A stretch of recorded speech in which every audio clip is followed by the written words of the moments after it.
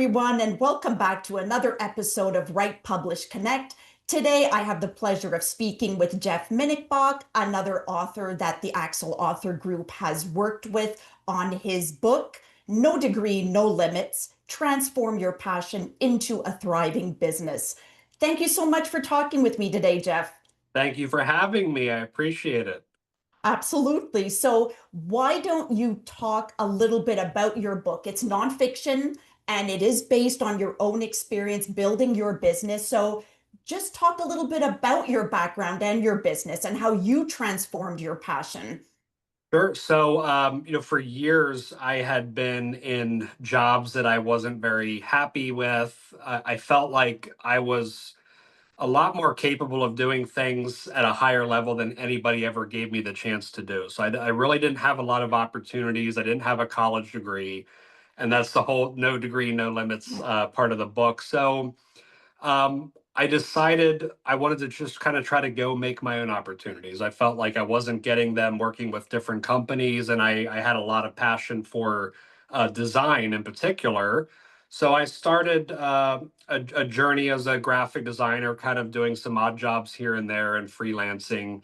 And the book talks about my fair share of experiences with MLM scams and pyramid things, and just a bunch of stuff that I was unaware of at the time when I was looking for ways to make money from home. So once I got into the design world, I was able to build a really successful freelancing career that ultimately kind of made me come up with this idea to start a company called No Limit Creatives.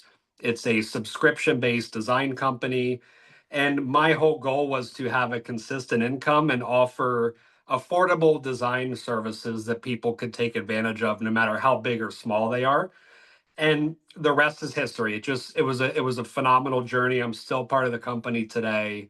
But was really happy with the opportunities I was able to create for myself. And when I made this business, my whole goal was to give opportunities to other people who may have been in a similar position as me where they just couldn't find those opportunities. So it's a great little story about my journey and all the successes and mistakes that I made along the way. And, hopefully it'll inspire somebody to go out there and do their own thing and make those opportunities for themselves. So, you used the word journey a couple of times. What kind of a time period are we talking about from the time you were stuck in jobs that you were frustrated with to actually building a sustainable, successful business? I've been in this 20 years, this journey now. So, I had started freelancing when I was about 20 years old or so. I'm almost 40 here now. So, the transition from freelancing to a business was not very long. Within a few years, I decided I'm going to take a shot and just create a business. And it was a major success. We've been in the Inc. 5000 nationals and regionals here in the US, and I was in the Forbes online articles about entrepreneurship. So it was very cool, but it was a very short time between freelancing and going to actual business. And what would you say are maybe the 3 to 5 key themes or elements that you were able to implement to build your successful business? I think finding the right people was huge. I didn't really know a lot about hiring and stuff, but I knew that we couldn't hire in the US for the price points we wanted to sell. So I started exploring different countries and those average monthly wages there in different countries. And then we found some people in the Philippines. It worked out really well. We started branching out into South America and hiring people there and some people in Europe. So finding people that have that same passion as you was a big part of our success. A lot of these, we call them intrapreneurs. They're internal in the company and they run their day to day like they are part of the business. They own the business. It's very successful for us. And creating systems was a big one. So we're a fully remote business. It's really challenging to work with people all over the world and make sure they're all on the same page and we all feel like we're one cohesive business. So having SOPs, processes for people to follow was key to that. And then also just how do we communicate and manage projects? Like how do you do that remotely? So We integrated Slack. We use Slack religiously all day, every day for internal communication. And we ended up building our own proprietary design platform that houses all the customer requests, all the designers, everything is in one central spot. So it runs like a well-oiled machine at this point. And then one last thing while it's on my mind is we decided to create bite-sized teams. So the whole company, we have about 250 people that work here full time. They're all in small teams and they work with, X number of customers. They have X number of designers, but we found that's a lot easier to scale the business that way versus, 250 people just trying to pull projects as they come in. It was a lot more organized. So that's been a big part of our success. Cool. Thank you for that insight. So, what was that journey like from being a successful business owner to deciding to write about this business and about your learning experience? I sold my company in 2022 to a venture capitalist, and it didn't work out how I had hoped. So in 2024, another guy came in and acquired us from that company and actually gave me part equity and ownership back in this business to stay on. So during that time, he actually, his name's Chad Barzak. He really inspired me to just go out and write a book. Like he said, your story is Okay. amazing. People love stories. They love this cool Mhm. entrepreneurship stuff. So I was kind of laughed it off at first, and then I thought, that would be cool because I've had a really interesting, 19, 20 years just trying to kind of make money on my own and be my own boss. So, that's ultimately what really just inspired me to kickstart this thing, and I'm super happy I did. Cool.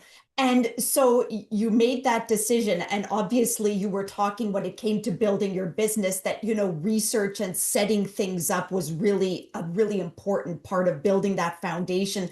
Did you apply some of those principles to the research into how you would get this book out? A little bit, but there was so much to know about writing a book that I decided I need to find some professionals. And, I worked with a ghostwriter to help kind of pull everything out of my mind and put it in a way that made sense. So she was phenomenal and helped me get all my thoughts in order. And then ultimately she said, "Hey, I know a company that you could talk to get this thing published." And here we are. You mentioned the ghostwriter, so that's an interesting collaboration. What would you give other authors in terms of one piece of advice, one tip to really optimize the collaborations that they might have with writing partners? She was phenomenal. So what I really liked about her was her personality and her ability to pull things out of your mind in a way that made sense. Like I would have never thought to order things the way that she did, and she was just very, very good with that. So what I think made us most successful is we had calls every single week for 6 months, 8 months. I don't remember how long it was, but it was quite a while. So those Zoom calls, they were recorded. She asked a lot of questions. I shared a lot of information, but those consistent calls were awesome.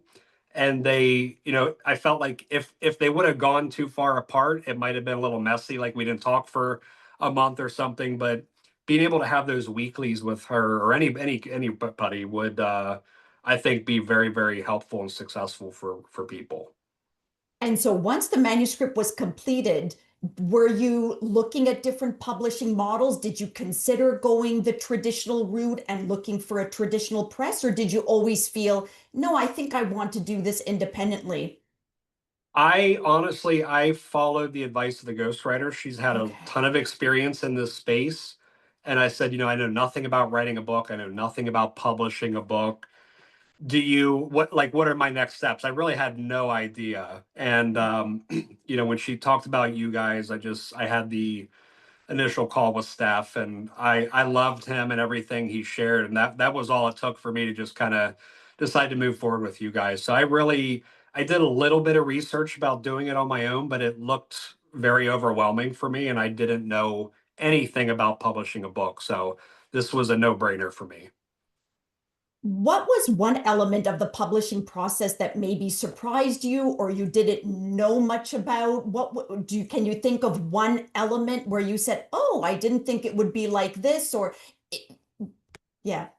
I didn't really know about is it the ISBN stuff? Is that what it's called? Yeah, the I had no idea what you ISBNs. guys were talking about that stuff. And then also, how we would set up the book through like, Amazon and then Ingram Spark, and there was like two separate things there. And then there was just all these other options I had never even heard about when I started working with you guys that were like, okay, I'm glad I didn't do this myself because I would have never known all this stuff. But we did the physical book, the e-book, which I never would have thought of as well, just the ebook stuff and having people like Ingram Sparks set up things to be, sell your books in other stores and locations and stuff. Yes. So all that stuff was very surprising for me. I just thought it was pretty like straightforward. We're going to put it on Amazon and that's it. But there was a lot more to it.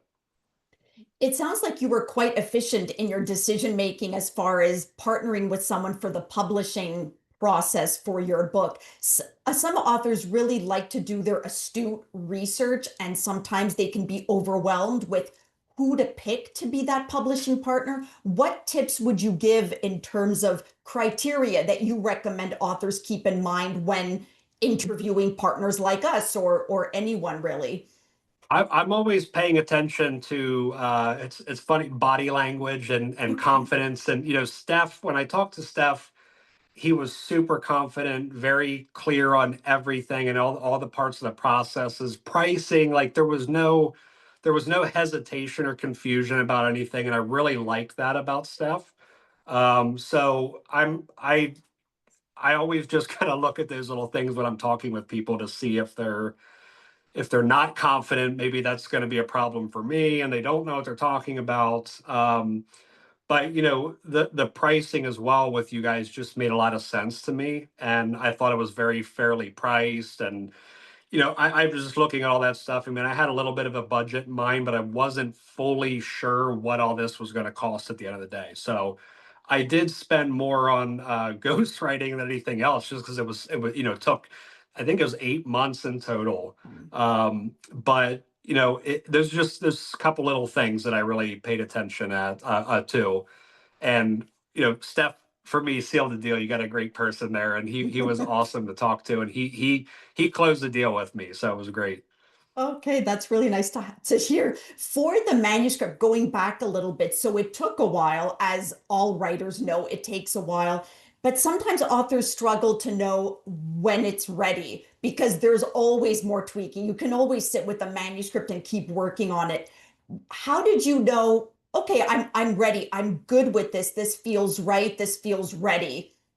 That's a great question, and that's a hard question to answer. I probably could have had another 10 chapters written. I mean, there's just so much on my mind, but I felt like we had a good beginning. We kind of highlighted everything throughout the years that I've been working, and some inspirational, actionable stuff at the end. So I just felt like at that particular time it was ready to go, and I honestly I didn't want to spend a ton more time and money on it because it was getting very expensive. So I thought, this is a good length. I think it's easy enough to read and digest, and I didn't want a huge, thick book that people read over 2 months or something. So this is a very short book, little nice paperback book, and I just felt like the length of it was really ideal for anybody wanting to read that.